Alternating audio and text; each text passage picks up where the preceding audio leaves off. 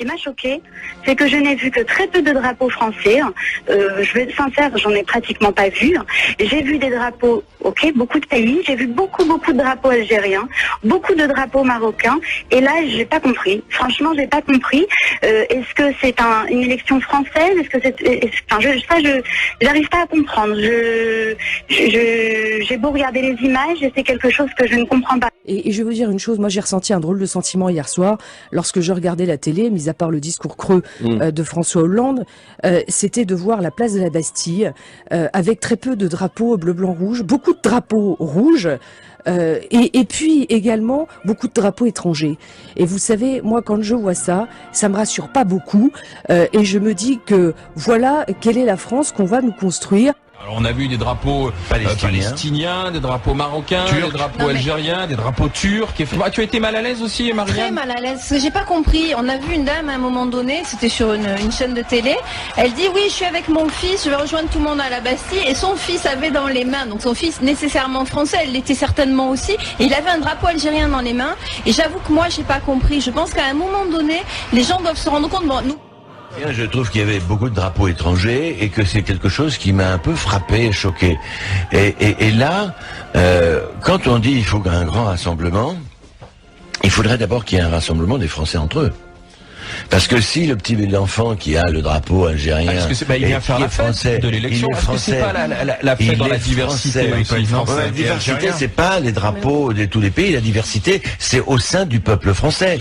C'est pas avec une diversité qui est croate ou je ne sais pas. C'est une diversité au sein du peuple. Et là, ça m'a un peu choqué aussi. Moi aussi, ça m'a choqué parce que surtout que les personnes qui les portaient étaient des jeunes. Donc, des jeunes français, avec des origines multiples.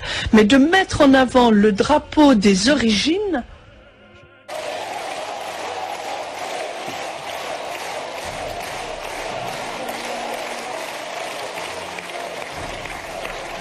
Mes amis, être patriote, ce n'est pas la gauche qui s'est rétrécie sur ses utopies.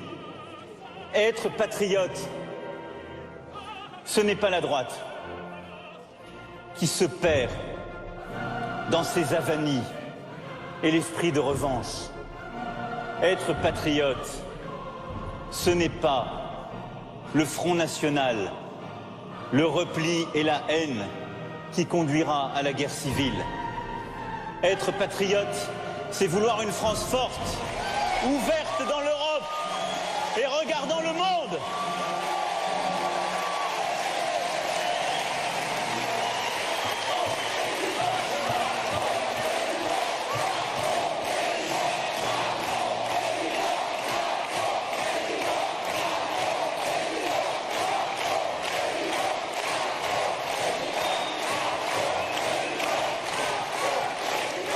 Et quand je regarde Marseille,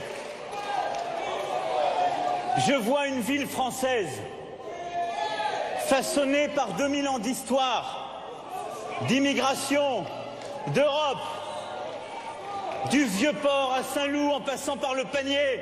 Je vois les Arméniens, les Comoriens, les Italiens, les Algériens, les Marocains, les Tunisiens, je vois les Maliens, les Sénégalais, les Ivoiriens, j'en vois des tas d'autres que je n'ai pas cités. Mais je vois quoi? Des Marseillais. Je vois quoi? Je vois des Français.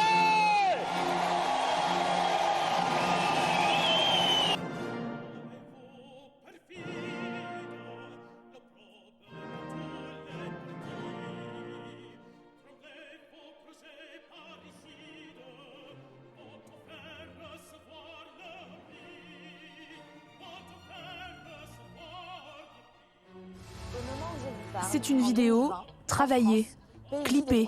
Parce que nous sommes des femmes. Parce que nous sommes musulmanes. Parce que nous portons le voile. Qu'elles ont tourné au pied de la Tour Eiffel pour se présenter et raconter leur combat. Est-ce que je dois choisir entre mes convictions religieuses et le droit de pratiquer mon sport? Ces jeunes footballeuses font partie d'un collectif, les hijabeuses. Elles défendent le droit de porter le voile sur les terrains de sport. Une question qui, depuis plusieurs semaines maintenant, est au cœur d'un débat parlementaire acharné.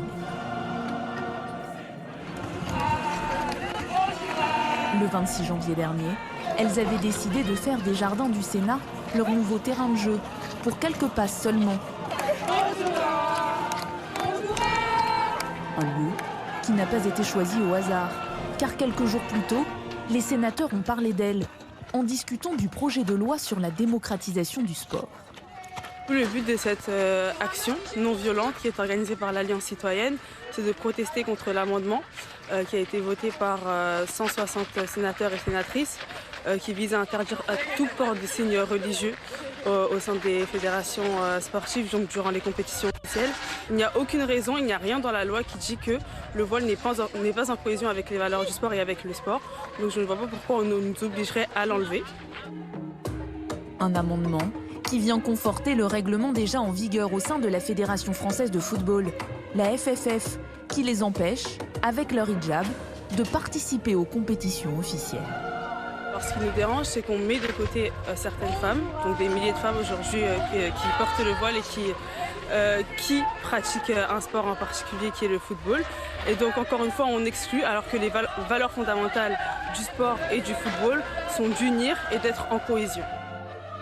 Des valeurs qu'a souhaité défendre ce député La République En Marche.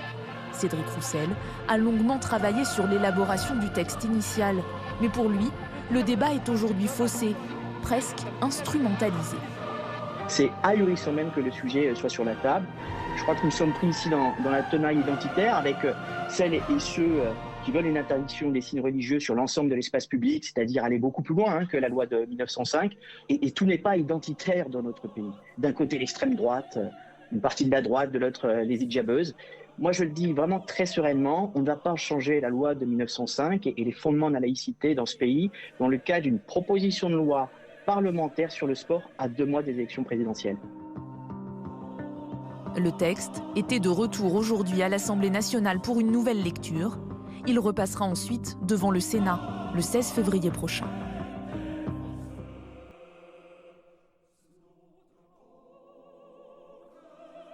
Dieudonné, aujourd'hui, il a un public, il a une chaîne YouTube qui marche du feu de Dieu. Zemmour, pareil, Zemmour peut se faire une télé lui-même. Très bien, ce qui prouve que la liberté d'expression est encore là, puisque dans un pays qui l'autorise. Non, là, c'est pas de la liberté. Non, mais parce que là, Dieudonné s'adresse à son public, alors que moi, je suis pour que Dieudonné vienne dans des émissions, qu'on puisse discuter avec lui, voir un peu ce qu'il a dans le bide, parce que là, il monologue devant un public acquis, un public captif, tout comme Éric Zemmour a monologué devant un public captif. D'accord. Ce qu'il faut, c'est aujourd'hui que ces gens... Alors, Éric Zemmour, lui, il vient encore dans les débats et c'est important de pouvoir discuter avec Éric Zemmour, de pouvoir réussir à s'accrocher avec lui. Il vient quand parce il a qu'il un est très... à vendre. Non, Barbara, c'est juste une chose, parce que je rejoins un peu Julie. Je ne suis pas pour qu'il y ait l'ouverture d'une information judiciaire.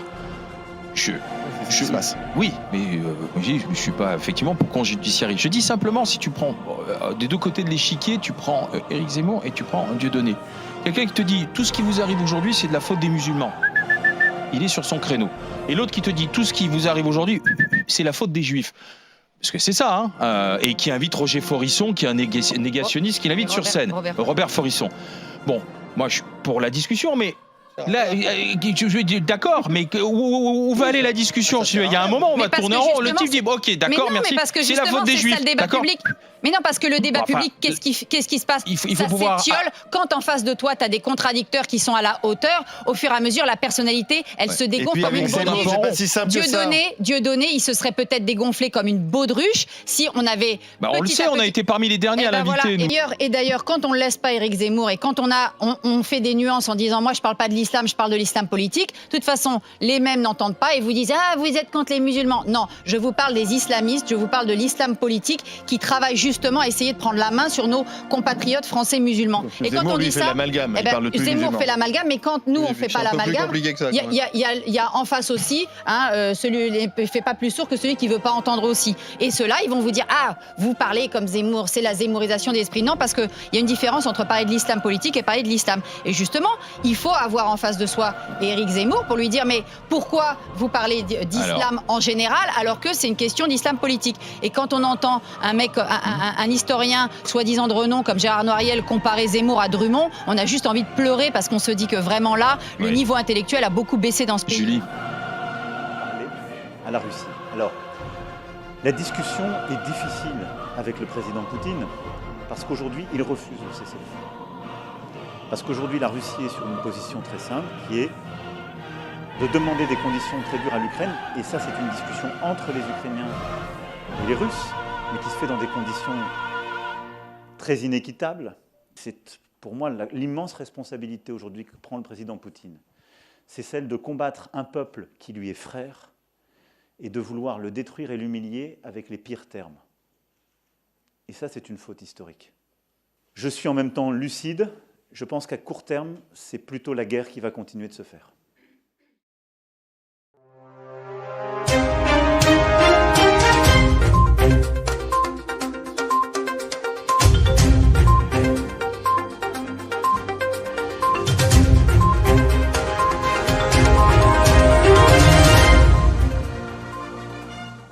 Emmanuel Macron a affirmé qu'il ne participera en aucun cas à un débat avec un autre candidat.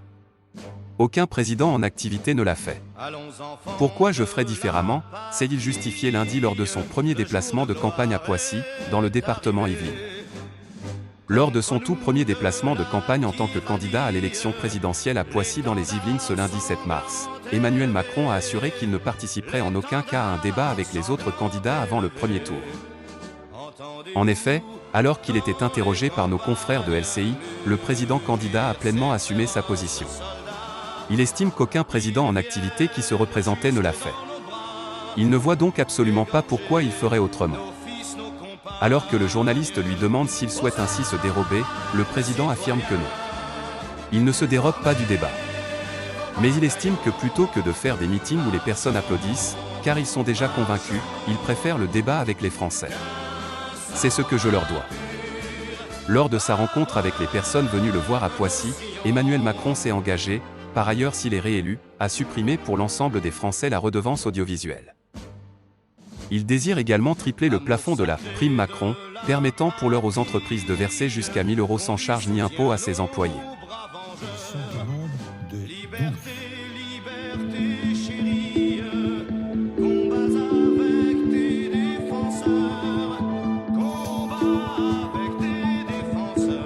Voici donc la liste des 12 candidates et candidats à l'élection présidentielle telle qu'elle a été arrêtée par le Conseil constitutionnel. Nathalie Arthaud, Fabien Roussel, Emmanuel Macron, Jean Lassalle, Marine Le Pen, Éric Zemmour, Jean-Luc Mélenchon, Anne Hidalgo, Yannick Jadot, Valérie Pécresse, Philippe Poutou, Nicolas Dupont-Aignan.